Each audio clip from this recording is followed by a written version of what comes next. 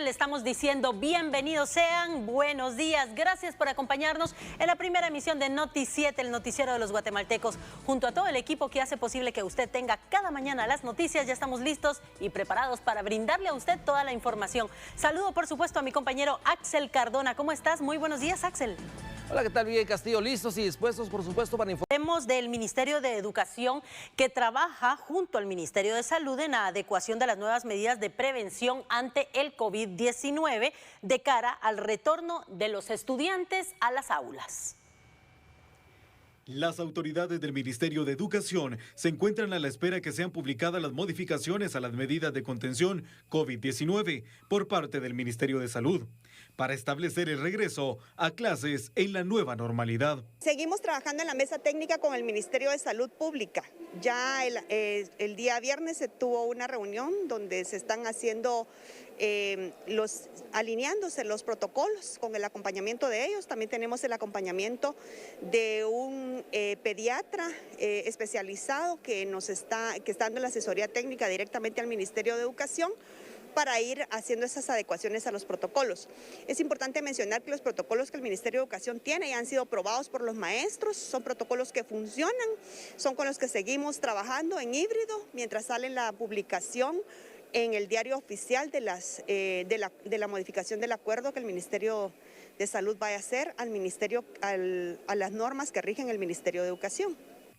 La ministra de Educación también se refirió al actual modelo de clases híbridas que se desarrolla en los centros educativos. Es importante recordarles a los padres de familia que si el semáforo en este momento está en amarillo y naranja, el centro educativo de su hijo, sea público, privado, municipal, está abierto. Así es de que vayan con confianza, lleven a sus niños a los centros educativos. Desde el 2021 venimos trabajando con los protocolos en alerta amarilla y naranja. Así es de que solo seguimos en rojo, esperando que sean oficiales las medidas que el Ministerio de Salud va a publicar para el Ministerio de Educación. Padres de familia, los protocolos funcionan, los maestros han hecho el esfuerzo por vacunarse, 94% de los maestros con todo el esquema completo de vacunación. Así es de que llevemos a nuestros hijos a los espacios que les van a permitir desarrollarse para toda la vida. Bueno, continuando con más información, hablemos ahora también de las actividades educativas en la modalidad híbrida que continúa. Sin embargo, pues también ya se están viendo cada vez más grupos de alumnos por burbujas en las escuelas. Establecimientos educativos públicos continúan recibiendo niños para que puedan retomar sus actividades escolares. En la escuela primaria para niñas Jesús Castro Gómez, ubicada en la zona 5 de la ciudad de Guatemala, han impartido las clases de manera híbrida desde hace algunas semanas. Sin embargo, luego de conocer las nuevas disposiciones, más alumnas han llegado al establecimiento a recibir clases de manera presencial. Docentes y autoridades de la escuela buscan cumplir con los protocolos de bioseguridad para desarrollar sus actividades. A partir del 28 de marzo iniciamos las clases ya de forma híbrida y pues las niñas ya están asistiendo, ¿verdad? De forma con distanciamiento social. Y ahorita, y pues en este segundo bloque ya iniciaron más niñas a asistir. Las docentes se encargaron de marcar de color verde, señalizar, ¿verdad?, dónde podían ellas posicionarse para poder tener su distanciamiento social. Las maestras buscan la manera de poder nivelar a los estudiantes. Están conscientes que durante la pandemia no todos los alumnos pudieron asimilar el mismo conocimiento. La asistencia la tenemos casi en un 90%, ¿verdad? Son pocas las niñas que se quedan en casa. Las burbujas asisten en su totalidad, ¿verdad? Acá en esta clase tenemos 2 burbujas que asisten 2 días cada una y sí hay asistencia de las niñas. Trabajan tanto por guía como trabajo en clase por la niña que se encuentra en casa, que es únicamente una. Pero sí hay bastante respuesta de los padres de familia en cuanto a enviar a las niñas a la escuela. De momento los niños se adaptan a la nueva normalidad, permaneciendo toda la jornada con mascarilla, lavándose las manos constantemente y manteniendo el distanciamiento correspondiente. Bueno, y hablemos ahora de una alerta epidemiológica por hepatitis en niños que fue emitida por la OMS por el registro de más de 150 casos de esta enfermedad de origen desconocido, pero que en Guatemala aún no se han registrado casos. La alerta viene secundaria a un reporte de casos que hizo el Reino Unido el 1 de abril de este año, reportando casos de niños, principalmente en ese entonces menos de 10 años, con casos de hepatitis aguda grave. A raíz de entonces y hasta el 29 de abril de este año se han reportado más de 169 casos de esta enfermedad. En las cuales pues se da un cuadro clásico de hepatitis, pero no se ha logrado identificar los virus comúnmente causales de este tipo de patología. Un niño ya falleció en el mundo por hepatitis aguda grave. Otros 17 menores, el 10% de los casos, han necesitado trasplante de hígado por su complicación ante estos casos de hepatitis. Actualmente en Guatemala no se han detectado casos de hepatitis aguda grave en pacientes pediátricos, como los que se registran en 12 países del mundo, entre ellos Estados Unidos. Sin embargo, esta enfermedad podría llegar al país con los viajes desde los lugares que ya registran casos. Sí estamos detectando los casos de hepatitis, se hace una boleta epidemiológica y sí estamos ojo al visor porque los casos en Estados Unidos hay un mapa igual que el COVID y Estados Unidos sí tiene bastantes estados con esta nueva enfermedad y alguien puede traérsela en un avión, ¿verdad? Entonces sí estamos alertas. Los casos de niños con hepatitis con causas desconocidas también tienen asociación con adenovirus 41. Los reportes, por ejemplo, en Illinois, ¿verdad? Ahí en Chicago, que algunos de estos niños con hepatitis de causa desconocida aislaron el virus adenovirus. Y este virus adenovirus tiene varios integrantes, ¿verdad? Entonces, de hecho, en Guatemala hay adenovirus que dan infección de garganta, pueden dar neumonía, cuadro de diarrea, pero este adenovirus, el 41 que estaban ellos tipificando, se ha asociado a la hepatitis, ¿verdad? Vamos a estar vigilantes, ¿verdad? Esa asociación de un virus que ya en Guatemala sí exista. Lo que tal vez no exista es esta cepa en particular 41, pero sí han habido anteriormente casos de otras enfermedades causadas por adenovirus. El adenovirus de tipo 41 generalmente causa síntomas gastrointestinales y respiratorios. En los hospitales del país, los médicos y personal paramédico están pendientes de los síntomas de los niños con hepatitis. Actualmente el Hospital Roosevelt reporta 10 casos de hepatitis A, pero no de... Autoridades del Ministerio de Energía y Minas indicaron que el incremento de 70 centavos al galón de gasolina y más de 2 quetzales al diésel, pues es parte o es en este caso consecuencia y reflejo del conflicto que existe entre Ucrania y Rusia. Por motivo del conflicto, la disponibilidad de gas natural en Europa está siendo limitada y eso está haciendo que particularmente el mercado europeo busque otros energéticos, el diésel en este caso, y está incrementando el precio a nivel internacional. Lo que estamos viendo reflejado el día de hoy pues responde a esa dinámica. Se establece por autoridades de dicha cartera que gracias al subsidio el impacto no ha sido mayor. Sin duda ha funcionado porque gracias a ese subsidio que el gobierno de la República está otorgando, el impacto para la economía de los guatemaltecos ha sido menor.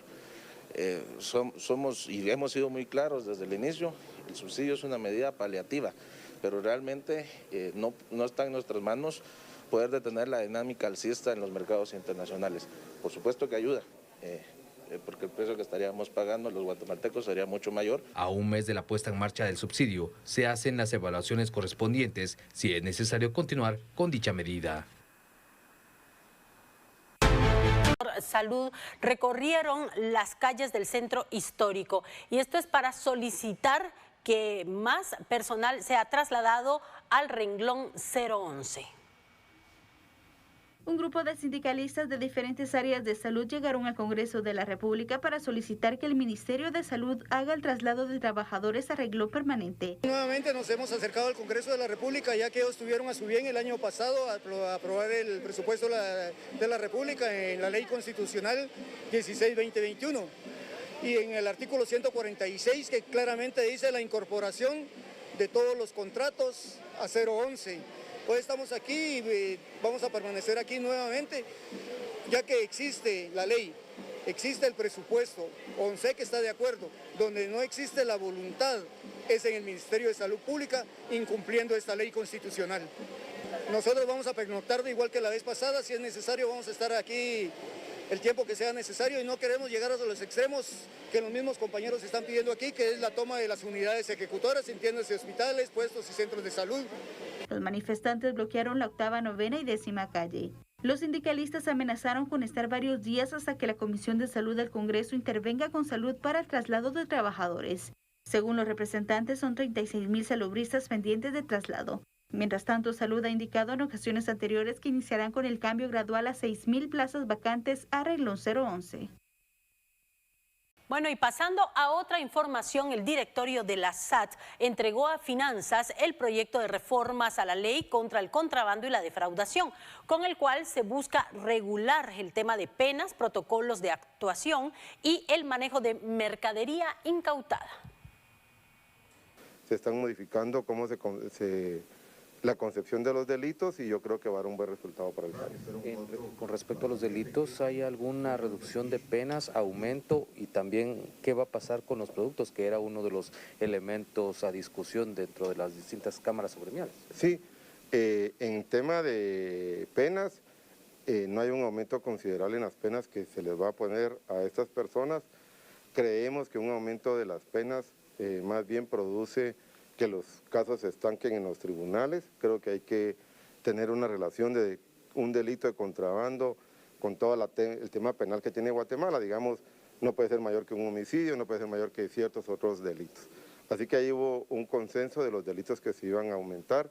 Sí se aumentaron las características de quién cometen esos delitos, autores, cómplices, etcétera. En cuanto a la disposición de las mercancías, nosotros hicimos la propuesta de que algunas mercaderías puedan ser donadas a la población de más escasos recursos bajo algún método que no permita su venta o que no afecte el comercio ilícito, porque también hay que cuidarlo. Posteriormente, el Consuelo Porras Argueta se presentó a la segunda ronda de entrevistas para la elección del nuevo fiscal con el presidente de la República. Los modelos de justicia a favor de la niñez, adolescencia y mujeres que se manejan en el Ministerio Público, ¿cuáles consideran que son las debilidades y cuál sería su primera acción para contrarrestarlas? En principio, manifestarle el modelo de atención integral de la niñez y adolescencia, manifestarle que antes del modelo la Fiscalía tenía aproximadamente 23.000 casos en mora.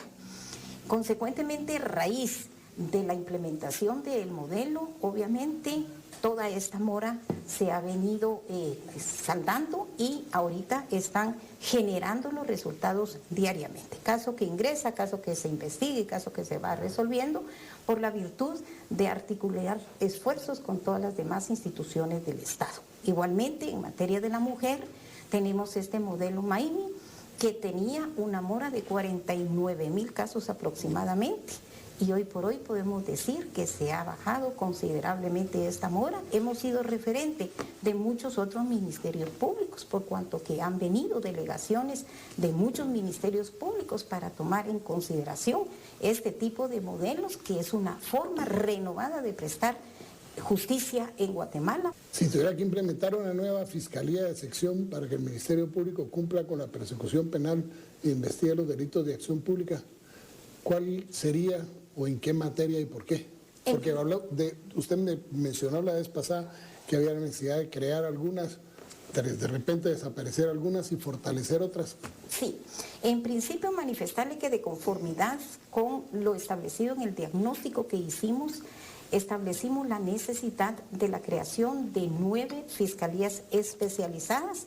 Las mismas ya fueron implementadas, que están dando obviamente todo el soporte a la persecución por especialidad, ¿verdad? Entre ellas la Fiscalía Transnacional, que aunado a que fue la implementación y creación de esta fiscalía, también implementamos unidades de apoyo técnico específico que le dieran el soporte probatorio a esta Fiscalía de Delitos Transnacionales.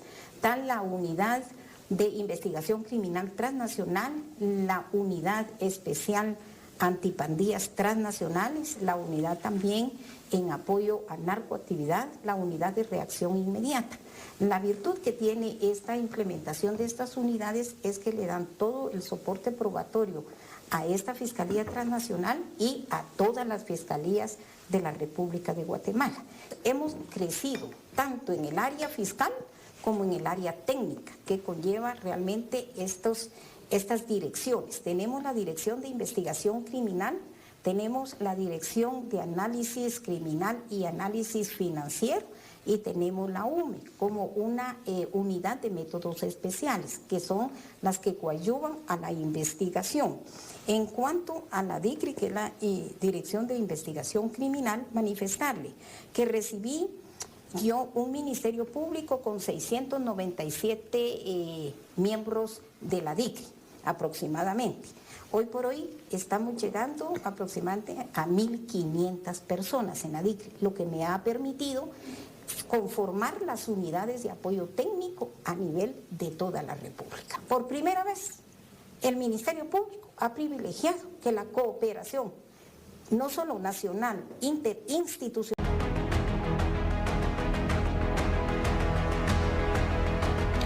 En entrevista exclusiva para Noti7, la magistrada presidenta de la Corte de Constitucionalidad, Dina Josefina Ochoa, se refirió a los planes de trabajo al mando del máximo órgano en materia constitucional en el país para el periodo 2022-2023. Nuestro compañero Axel Cardona estuvo realizando esta entrevista y se la presentamos a continuación. El pasado 14 de abril tomó por segunda ocasión posesión de la presidencia de la Corte de Constitucionalidad la magistrada Dina Ochoa, con el cual asumió importantes ya cambios, por supuesto, y también retos en la justicia guatemalteca. Cuando hablamos de esto, magistrada, hablamos también de una frase que usted dio en su discurso esa misma tarde-noche, en relación específicamente al momento importante que está viviendo Guatemala para poder de esta manera también fortalecer la institucionalidad del país en el ámbito democrático y republicano. ¿A qué se refería? Bueno, quiero manifestar el agradecimiento por este espacio. Nuestro diseño constitucional indica que es un modelo republicano y democrático. Estamos bajo 3 poderes del Estado. Los 3 poderes del Estado están plasmados en la Constitución Política de la República de Guatemala, que es el poder ejecutivo, el poder legislativo y el poder judicial. Cada uno de ellos funciona con independencia y la Corte puede intervenir cuando surgen algunas controversias en el ejercicio de dicho poder. Ninguna de sus decisiones están sujetas a los otros organismos de Estado. Y voy a poner un ejemplo para que la ciudadanía pueda entender esa división de poderes. En este momento, es un caso controversial, la elección de magistrados y magistradas del organismo judicial de la Corte Suprema de Justicia, en donde en esta Corte se dictó una sentencia que lamentablemente pues en este momento no puede ser modificada. Dicha sentencia se dictó con un voto razonado de mi parte. Entonces nosotros como Corte conocimos en su momento procesal oportuno, tuvimos competencia para el conocimiento de esto, pero nosotros ya no podríamos intervenir en el organismo legislativo para el conocimiento del cambio de esta sentencia. Muchos aplaudieron en relación a dicha sentencia, pero ahora se está viendo que lamentablemente pues esa sentencia no se puede. No es que no se pueda cumplir en su totalidad, pero existe algún inconveniente para el cumplimiento de la misma. Usted ya al frente de la Corte de Constitucionalidad está también pues, a realizar con transparencia, ejecutar sus acciones con transparencia, sin sesgos políticos e ideológicos. La Corte de Constitucionalidad, sus resoluciones tienen que hablar por sí mismas. Hablar por sí mismas, quiero manifestar respetando el orden constitucional, la jerarquía del orden constitucional, las normas internacionales como los convenios internacionales, específicamente causar esa transparencia en la ciudadanía y dar esa certeza jurídica. Nosotros vamos a actuar con imparcialidad mediante un debido proceso.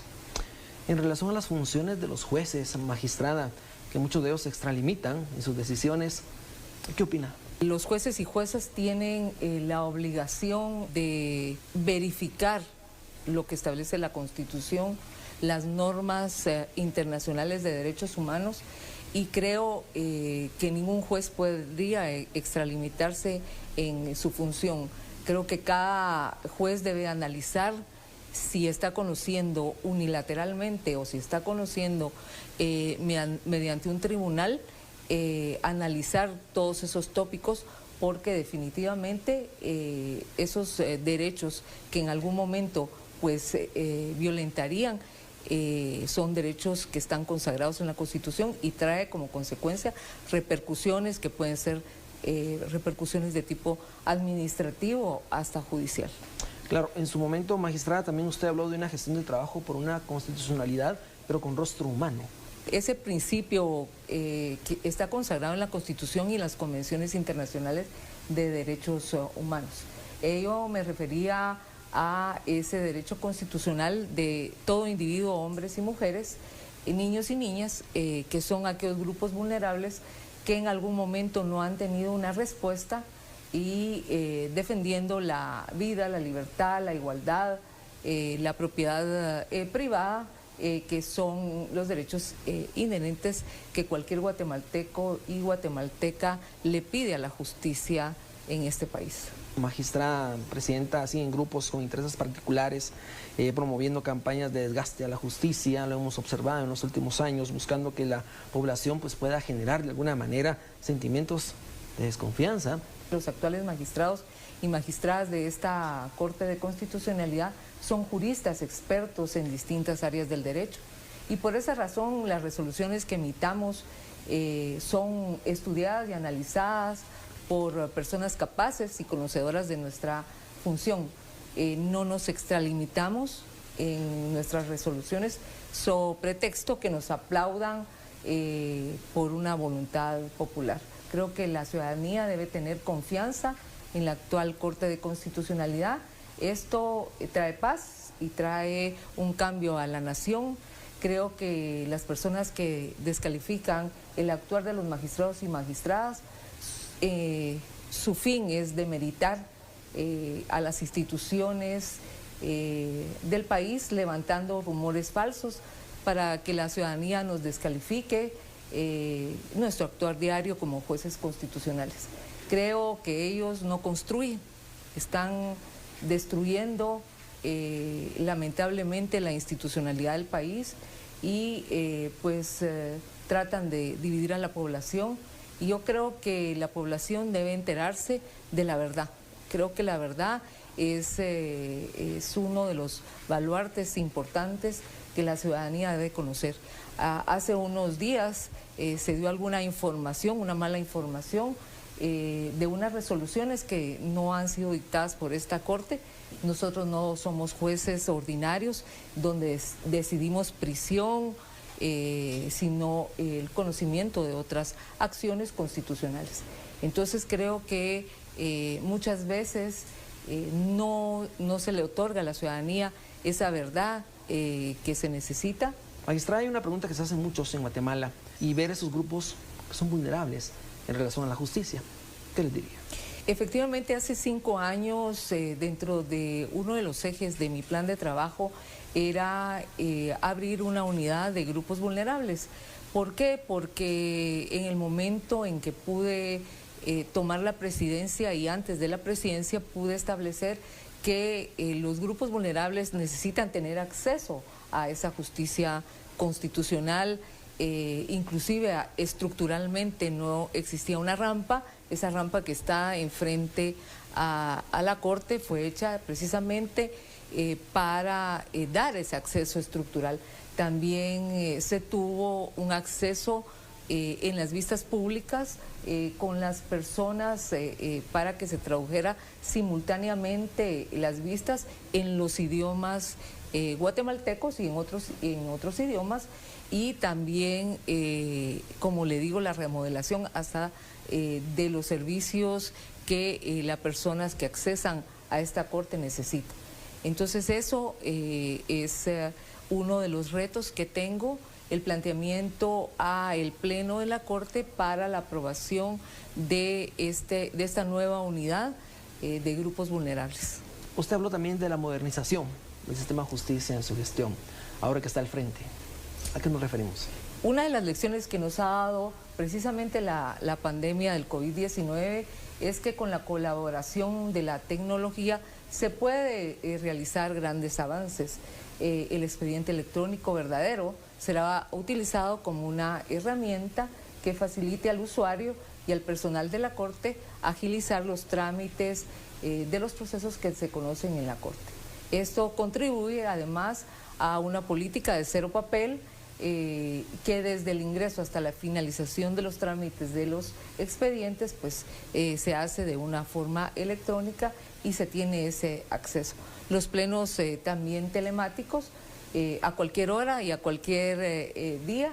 Hemos sido criticados mucho por las convocatorias de los plenos en la noche, pero les recuerdo a la ciudadanía que este tribunal es un tribunal permanente y como consecuencia nuestra labor es 24 horas, 365 días del año. Ahora bien, Presidenta, ¿qué le diría a esos grupos que de alguna manera quieren transitar en la situación de la Corte de Constitucionalidad y vulnerar principalmente cuando hablamos de independencia judicial? Los magistrados y magistradas somos independientes, imparciales, con conocimientos de nuestras facultades y límites constitucionales y sobre todo guardianes de la Constitución. Vamos a luchar porque prevalezca el orden constitucional y vamos a defender como fieles guardianes nuestra Constitución y nuestro país. La población guatemalteca desearía escuchar ese compromiso de parte de usted al frente de este importante organismo. Quiero decirle a la población que debe tener la certeza que la Corte de Constitucionalidad es una institución que va a velar precisamente por ese orden constitucional y que cumplimos nuestras obligaciones con esa certeza y nos vamos a fortalecer específicamente en un Estado de Derecho. Quiero manifestar a la ciudadanía que debe de conocer el trabajo de los magistrados y magistradas para que sepan que efectivamente van a tener una respuesta de una justicia constitucional pronta y cumplida y con transparencia. Muchas gracias. Gobernador de los Derechos Humanos, pues no cumplieron con los requisitos indispensables. Guatemala ya pasó por este momento 1 de la lista de la lista de cuestiones y el Estado ya rindió, o bueno, está a punto de rendir, ya rindió, lo envió la semana pasada, el informe a esta respuesta de la lista de cuestiones, que es este paso 2. Y este paso 2 es en el que nos vamos a detener en este momento porque es en el que estamos. Después de la lista de cuestiones, el Estado de Guatemala responde a la lista de cuestiones enviando oficialmente al comité la información. Y también tendremos una sesión presencial, ¿no?, en donde el Estado de Guatemala presentará esta información y recibirá algunas preguntas y retroalimentación, y a partir de ahí es en donde nos centraremos en esta presentación. El Comité DESC está compuesto por 18 personas a nivel mundial y supervisará el informe de Guatemala. El informe de Estado está constituido por 2 documentos que responden a las dudas planteadas. Posteriormente se tendrán aportaciones de la sociedad civil que servirán para las observaciones finales del comité. Y pasando a otra información, el Procurador de los Derechos Humanos, Jordán Rodas, tendrá que enviar un informe al Congreso de la República sobre la licencia para participar en las elecciones a rector de la Universidad de San Carlos de Guatemala. El informe que ha solicitado la Comisión de Derechos Humanos del Congreso al PDH es sobre la supuesta licencia que obtuvo el funcionario para participar a rector de la Universidad de San Carlos y con ausentarse de sus funciones como procurador. A decir de los integrantes de la comisión, se debe conocer sobre el permiso, gestión y uso de recursos durante dicho proceso. Está en su derecho, el procurador tiene el derecho de participar, más no de saltarse, digamos, los procedimientos o lo que se establece cuando él pueda participar o no. Por ejemplo, él pidió una licencia. ¿Licencia a quién se la pidió? Es lo que se cuestionaba la comisión el día de hoy. En todo caso, debió de haber sido al Congreso de la República y no fue así. Él se la autorrecetó como lo ha hecho en diferentes ocasiones. No nos sorprende el actuar del procurador. Se estableció de que Junta Directiva va a solicitarle a él alguna información sobre esto que él hizo y esperaríamos que él nos responda también en cuanto a los cuestionamientos que se le hagan y que nos diga, por ejemplo, quién le autorizó la licencia, qué utilizó de la Procuraduría en sus días que ha estado en campaña, ha utilizado la seguridad que se le da, los vehículos, los viáticos, combustible, todo. son cuestionamientos que se le tienen que hacer y esperamos de que él nos lo responda como debe de ser. El congresista Aníbal Rojas confirmó que hasta el momento no contesta al atender incidentes, rescatar vidas, tratar la manera de que esto se pueda propagar a otras hectáreas de bosques, es el principal objetivo de los bomberos forestales. Y por eso hoy quisimos conocer también a una madre bombero, cómo es que se desempeña, tomando en cuenta que es el mes de mamá también, y cómo ellos llevan el hogar y la profesión. Alejandro.